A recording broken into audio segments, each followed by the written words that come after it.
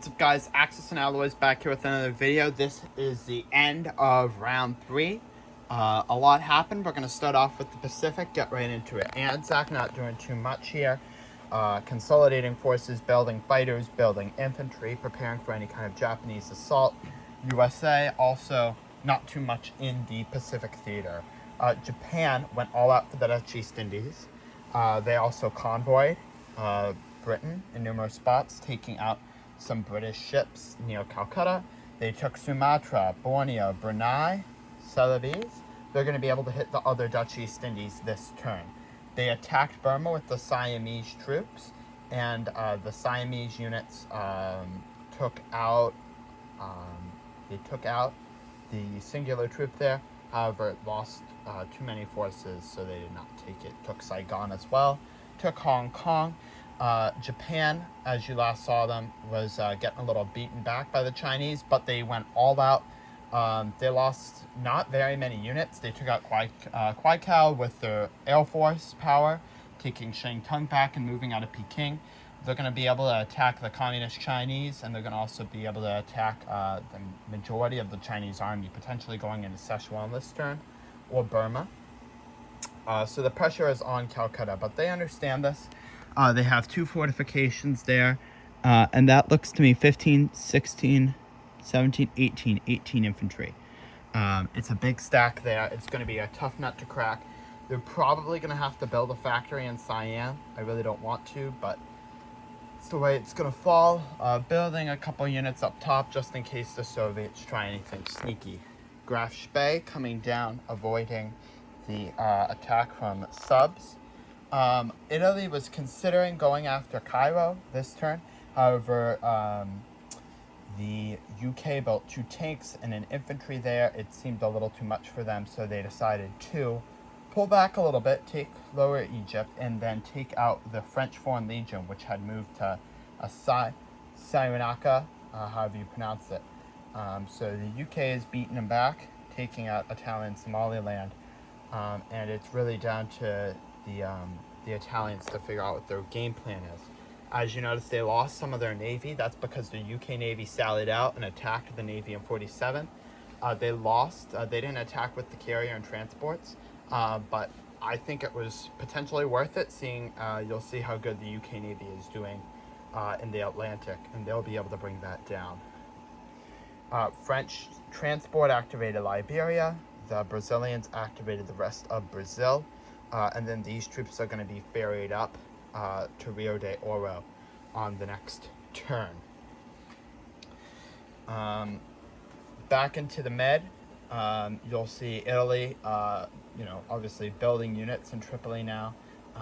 And they really need to take out Cairo. They also tried an attack on Gibraltar. Everyone killed each other, so nothing was taken. The USA Pacific Fleet has finally moved here. And they are building. These are minor factories to begin the game, obviously, but they are building up, getting ready. The UK fleet that was here was taken out. It was destroyed completely by the subs, and the subs didn't take very many casualties. However, all of the destroyers here, because these were just placed this turn, rallied together and took it out, and then they built like 3 or 4 more destroyers on top of that. The reason why they were able to take out, the Germans took out that initial fleet there, was because of their air force. They used it to a great extent.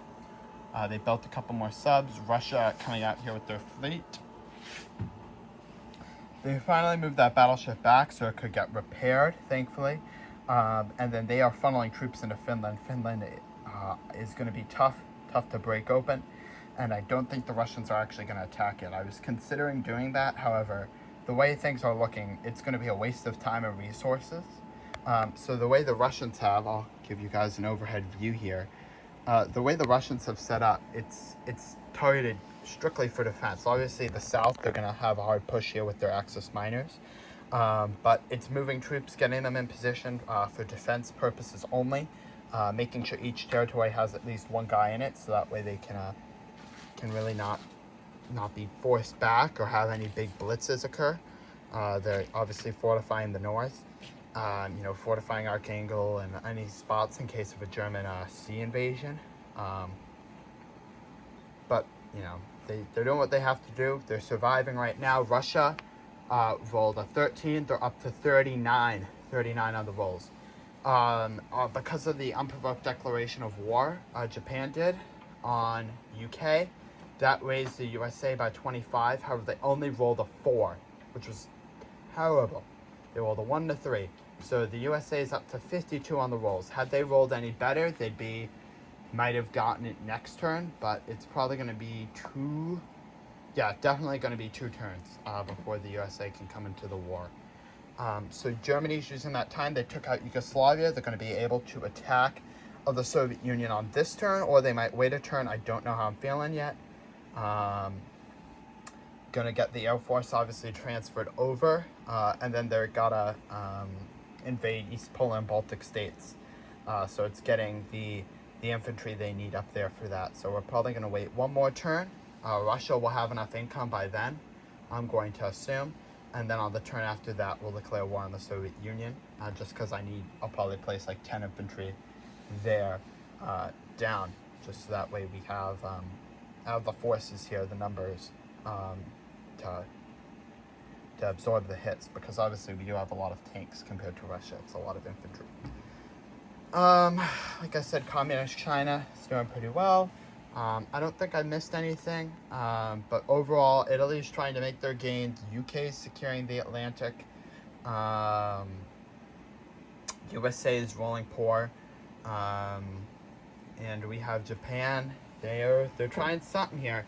Hopefully those Dutch East Indies can make them some more money, because the USA isn't present. They're not in the Pacific. So they really need to take that, use that to their advantage. Obviously, they're not going to be able to do any sneak attacks.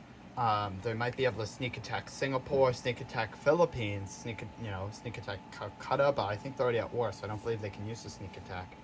But they don't have any adversaries, so they have free reign, but the UK is going to put up a hell of a fight. Alright, well, thank you all so much for watching. Any questions about the game, as always, throw them in the comments below. Appreciate you watching. We're going on to round 4. This is Axis and Alloys, signing off.